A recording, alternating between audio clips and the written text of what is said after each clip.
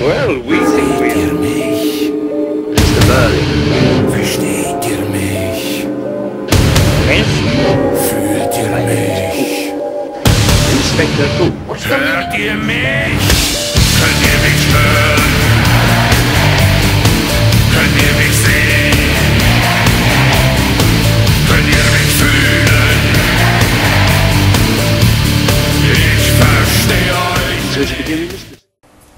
If you're lucky enough to be studying An Inspector Calls by J B Priestley, you'll be delighted to learn that there are some extremely clever and interesting things you can say about this book without even having read it, at least just from the first page. When I say first page, of course, I don't just mean when the play starts, I mean the whole first page, the dramatis personae and the place the play is set. There's a lot of information on just these 2 pages that can really give you a lot of insight into the play itself. Let me show you what I mean. For a start, the play is written, or rather it's, we know that it's first performed in 1946. Actually, to be honest, it was first performed in 1945, but I'll talk about that in a moment. But we know that it's finished in 1945. We know that it's performed in England a year later. We also know that it's set in 1912. So we know that there is a 33-year difference, approximately, between the time he starts to write it and the time he sets it. Now that's interesting in itself, isn't it? He chooses to set the play in 1912, before World War I, Seht ihr mich? before World War II, Versteht ihr mich? without the Wall Street crash, Fühlt ihr mich? without the sinking of the Titanic, Hört ihr mich? When you're living in 1912, you've got to think like 1912. Why, the world is developing so fast it'll make war impossible. in 1945, the war has only just ended.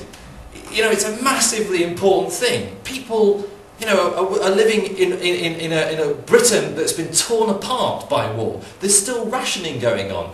The chances are you know somebody, at least one person, who died. If you weren't on the battlefield, you were at home cowering in a bomb shelter, hoping that Hitler didn't blow your brains out with an incendiary device. This is a big thing, people. But he chooses to write at a time, not only when there was no World War II, but also before World War I, at a time when everything in Britain was quite peachy.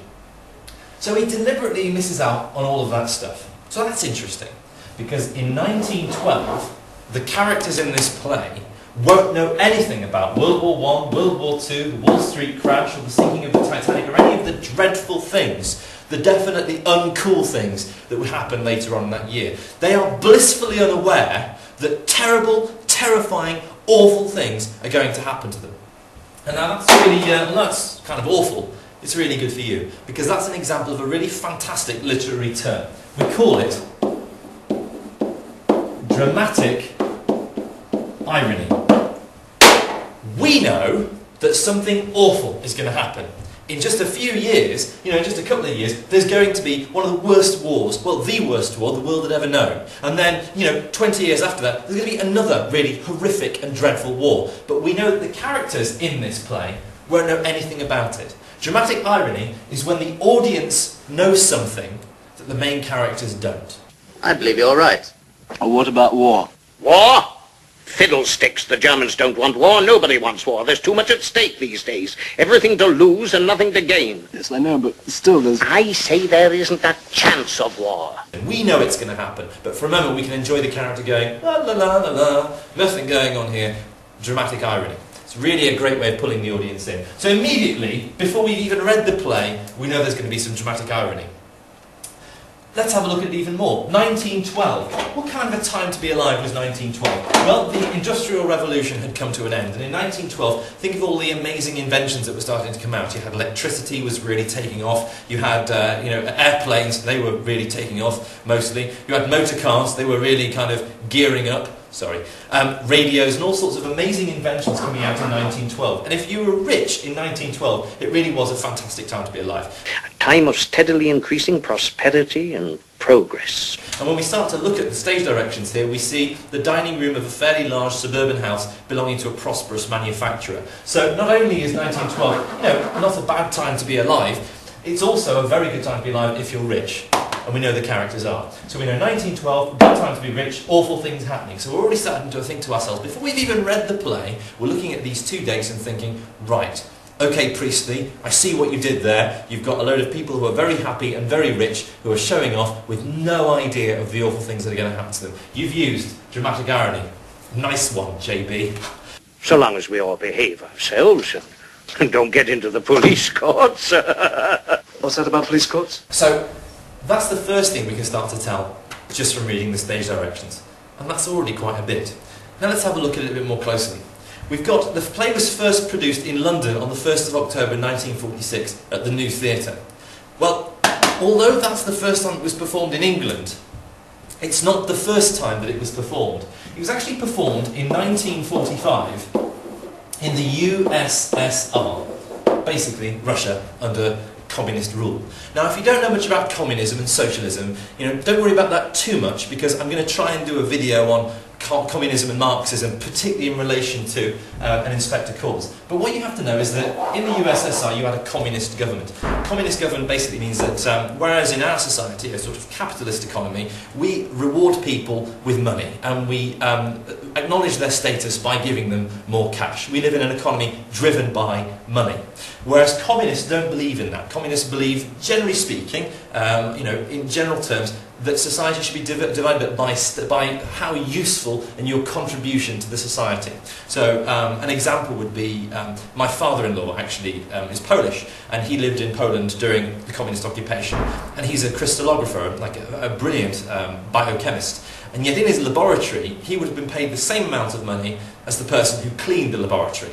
And that's because in Soviets, in their thought, actually, although a scientist might do more kind of complicated work than a cleaner, actually the cleaner's job is just as important, because the scientist couldn't do his work if the laboratory was dirty and unsanitary. So they believe in status. Now, the USSR is a communist country. So we know that J B Priestley performs his play in communist Russia. And there's all sorts of reasons given for this. The bell is for me, not for you. One of the reasons given for this is that J B Priestley couldn't find an appropriate theatre in London. Which always seems a bit odd, doesn't it? Because you know how many theatres there are in London. There are hundreds of them, well, dozens of them. Loads of theatres. And J B Priestley at this time is quite a famous playwright. So, quite a famous playwright goes over to a theatre and they won't perform his play. So there has to be something there, doesn't there? There has to be a reason why a play in England won't perform, a theatre in England won't put on his play, but a theatre in communist Russia will. So, we start to think to ourselves, this J B Priestley, he a communist, he performed in the Soviet Union, and also, possibly, an Inspector Calls is a communist play. So we've got dramatic irony and a strong sense of communism and socialism. Have a cigar. No, thank you. Oh, well, help yourself. Thank you. So what else is it about 1912? We know that it was a fairly good time to be rich. There wasn't any major financial catastrophe at the time. We were still able to reap the benefits of an empire. It was a good time to be an engineer or a manufacturer, as we learn that Mr. Berling was a prosperous manufacturer, and we know that J B Priestley found a good audience for his play in the USSR, the Soviet Union, a place where people would see capitalism as greedy and stress social responsibility. We can basically say that he's going to do something fairly mean to the rich person in his play. There's going to be something in here where he's going to set up a rich and arrogant person to have to go through a bit of agony. He's going to make the rich man taste the pain. We've also got to think about 1946. In 1946, the play was performed at the New Theatre. It's now known as the Noel Coward Theatre. The New Theatre is somewhere else, something slightly different. And if you looked out of your window, out at St Martin's Street, I think it is, Londoners, correct me if I'm wrong, you'd see a theatre very much like this in the 30s and 40s. Here it is, a nice old building, and it was actually not damaged too heavily by the war, so much so that other theatre companies like the Old Vic and a couple of others used this as a base while their own theatres were being rebuilt. So quite a nice place. But actually, at the time the play was written, you might well have looked out of your window and seen something slightly different. Something perhaps like this. Because you see, London had been the scene of some heavy bombing during the war, as you probably know, the Blitz. And so St Martin's Street, this is actually St Martin's Street, the same street that the theatre was on, was decimated, falling apart. There was some very, very heavy bombing. Which means that you've got to think inside the mindset of someone going to see this play. They have just had one of the worst, well, the worst war in history at that point. The streets have been destroyed. They've probably lost someone they love. And they're going to see a play set in 1912 where none of this happened. And if we start to look at this, we'll see a dining room of a fairly large suburban house belonging to a prosperous manufacturer. It has good solid furniture of the period. The general effect is substantial and heavily comfortable, but not cosy and home-like. We can infer this from this, that at the time a lot of people will have lost their homes. A lot of furniture will have been destroyed. There will not have been as much money. So they see immediately a perfect house, a beautiful domestic scene.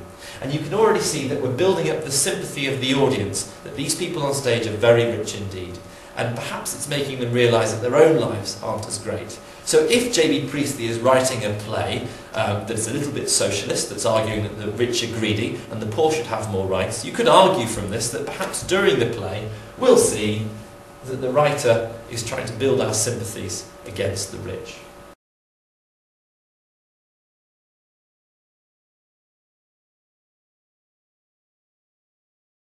There's a point later on where Mr. Burling will say, "You just let me finish, Eric. You've got a lot to learn yet, and I'm talking as a hard-headed, practical man of business. And I say there isn't a chance of war. The world's developing so fast it'll make war impossible. Look at the progress we're making. In a year or two, we'll have aeroplanes that'll be able to go anywhere. Aeroplanes that'll be able to go anywhere."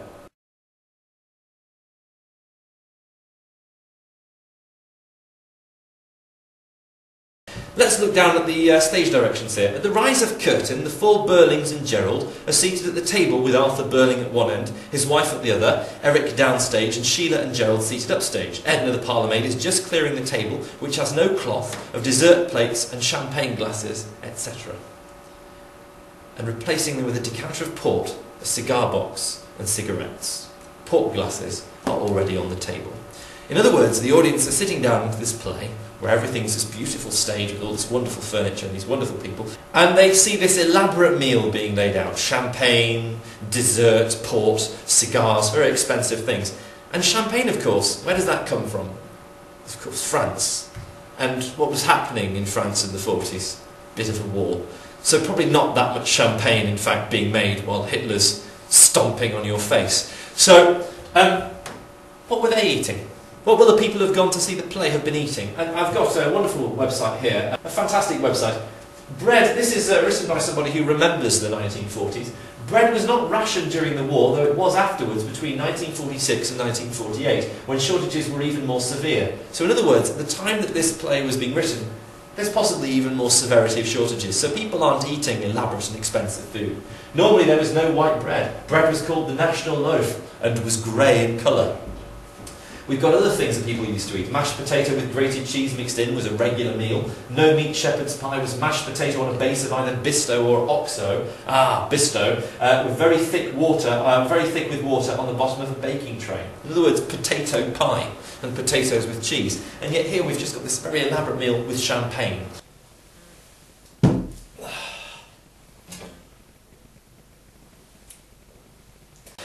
It's a party, perhaps. They're all in evening dress. We learn that Mr. Burling and Co are dressed up. They're having a bit of a special occasion. And here's the complicated thing, you see. We think that J B Priestley, because of the Russia connection, and because J B Priestley was actually a bit of a communist, J B Priestley might have been writing this to make the rich look a bit silly.